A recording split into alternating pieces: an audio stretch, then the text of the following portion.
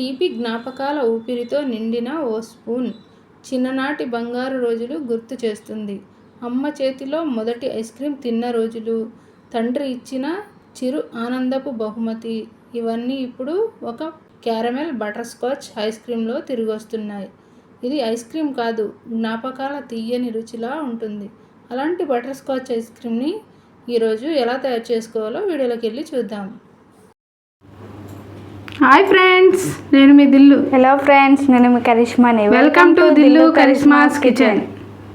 Caramel butterscotch ice క్రీమ్కి కావలసిన పదార్థాలు: ఒక అర-లీటర్ వరకు పాలు, అలాగే 2.5 టేబుల్ స్పూన్ల వరకు కస్టర్డ్ పౌడర్.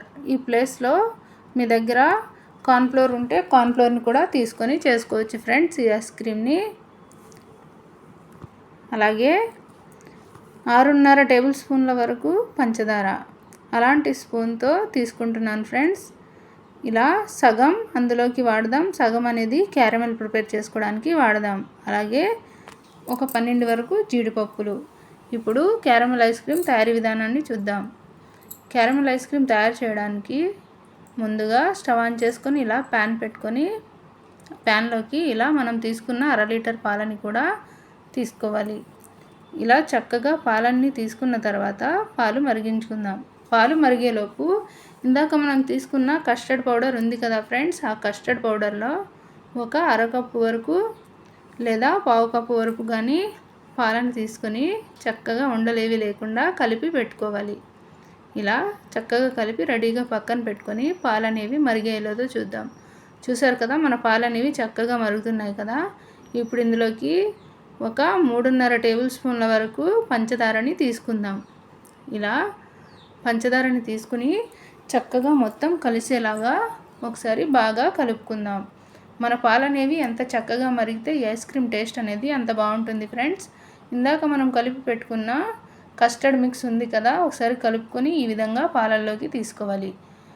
ఈ మిక్స్ని తీసుకున్న వెంటనే కస్టర్డ్ మిక్స్ని ఇలా ఈ విధంగా స్పాచులర్ స్పూన్తో కానీ లేదంటే ఏదైనా స్పూన్తో కానీ చక్కగా ఈ విధంగా కలుపుకోవాలి. కలుపుకొని చిక్కగా అయ్యేలాగా ఈ విధంగా మరిగించుకోవాలి. ఇలా మరిగించుకున్న ఈ పాలని రెడీగా చల్లారేలాగా పక్కన పెట్టుకుని పూర్తిగా చల్లారిన తర్వాత డీప్ ఫ్రీజర్లో 1 గంట వరకు పెట్టుకొని తీసుకోవాలి. ఇలా డీప్ ఫ్రీజర్లో పెట్టుకుని ఇప్పుడు క్యారమెల్ని ప్రిపేర్ చేసుకుందాం.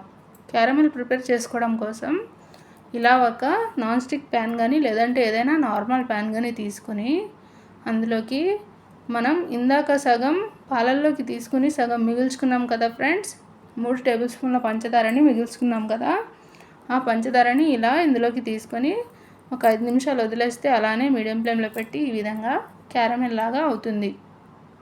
ఇప్పుడు ఇందులోకి 2 టేబుల్ స్పూన్ల వరకు బటర్ని తీసుకోవాలి. ఈ విధంగా బటర్ని తీసుకొని చక్కగా ఇలా కలుపుకోవాలి, బటర్ అంతా కరిగేలాగా. చూసారు కదా ఎంత చక్కగా క్యారమెల్ అనేది వచ్చిందో.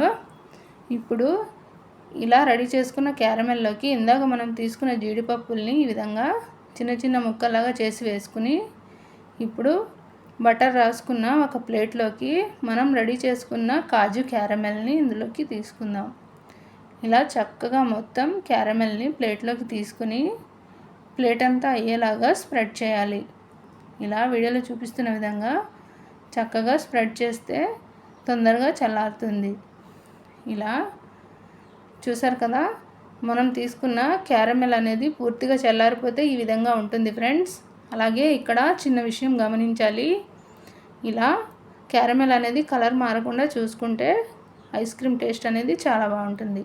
1 గంట సేపు ఫ్రిడ్జ్లో పెట్టుకుని తీసుకున్న తర్వాత చూసారు కదా మన కస్టర్డ్ పాల మిశ్రమం అనేది ఏ విధంగా ఉందో చక్కగా. ఇప్పుడు ఈ మిశ్రమాన్ని ఇలా ఒక పెద్ద మిక్సీ జార్ని తీసుకుని అందులోకి మనం కస్టర్డ్ పాల మిశ్రమాన్ని మొత్తం తీసుకోవాలి. ఇలా చక్కగా మొత్తం తీసుకోవాలి. చూసారు కదా, ఈ విధంగా మొత్తం మిశ్రమాన్ని తీసుకుని చక్కగా పల్సిస్తూ గ్రైండ్ చేయాలి. అదేవిధంగా ఇప్పుడు ఇందులోకి ఒక 2 టేబుల్ స్పూన్ల వరకు లేదంటే 3 టేబుల్ స్పూన్ల వరకు మిల్క్ పౌడర్ని తీసుకొని ఇలా ఈ విధంగా పల్సిస్తూ చక్కగా క్రీమ్ లాగా అయ్యేలాగా బాగా స్మూత్గా బ్లెండ్ చేయాలి ఫ్రెండ్స్. అప్పుడే మన ఐస్ క్రీమ్ టేస్ట్ అనేది చాలా చాలా రుచిగా కుదురుతుంది. చూసారు కదా ఎంత చక్కగా వచ్చిందో. మంచి క్రీమీ స్ట్రక్చర్తో మన ఐస్ క్రీమ్ మిక్స్ అనేది రెడీ అయింది ఫ్రెండ్స్. ఇప్పుడు దీన్ని ఒక ఐస్ క్రీమ్ మౌల్డ్లోకి కానీ ఐస్ క్రీమ్ బాక్స్లోకి కానీ చక్కగా తీసుకుందాం.